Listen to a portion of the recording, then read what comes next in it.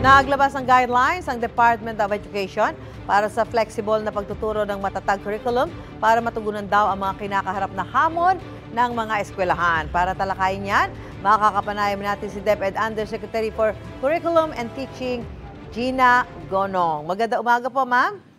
Magandang umaga, Ms. Susan. Magandang umaga po sa inyong lahat. Yusek, pakipaliwanag po, paano po yung tinatawag na flexible teaching? Saan ho magkakaroon ng mga pagbabago dyan? Opo, Ms. Susan, sa flexible option po na binigay natin sa mga school, ang ibig sabihin po noon, nagbigay tayo ng mga option sa time allotment po sa pagtuturo ng mga subjects. Yung oras po sa pagtuturo ng mga subjects. Dati po, yung binibigay natin, 45 minutes per subject. Pwede na po ngayon ang mga school na magdesisyon, halimbawa, na 60 minutes per learning area or per subject ang piliin nila. Halimbawa po, sa English, Math, Science, at saka GMRC, pwede pong isang oras na po yan, 5 times a week. Pwede naman pong yung ating edukasyong pantahanan pang kabuhayan, yung music and arts, PE, Araling Panlipunan, and Filipino. Pwede na po yan na 4 times a week. Kung hindi pa rin po, Susan, kung hindi pa rin po yun kaya ng mga school, binibigyan pa rin po natin sila ng option, ng flexibility na mag-propose ng ibang kombinasyon. Kailangan lang po nilang ipakita sa kanilang division superintendent. Paano ba pipiliin yung mga learning area o subject na tututukan? Ang i-consider ho ba dito yung kakayahan o kahinaan ng mga estudyante para makahabol po?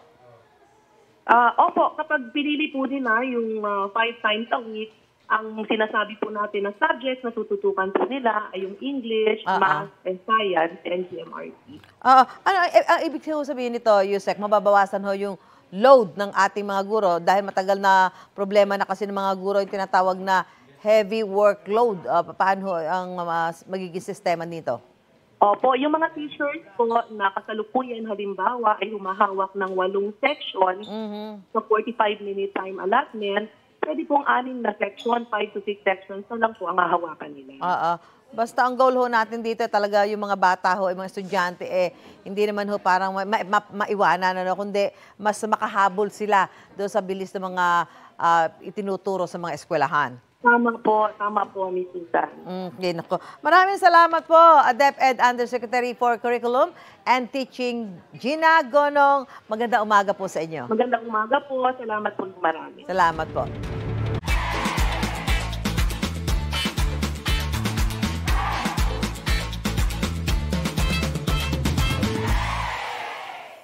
Mga kapuso, para una ka sa mga balita, mag-subscribe sa GMA Integrated News sa YouTube. Sa mga kapuso abroad, subaybayan niyo po kami sa GMA Pinoy TV at sa www.gmanews.tv.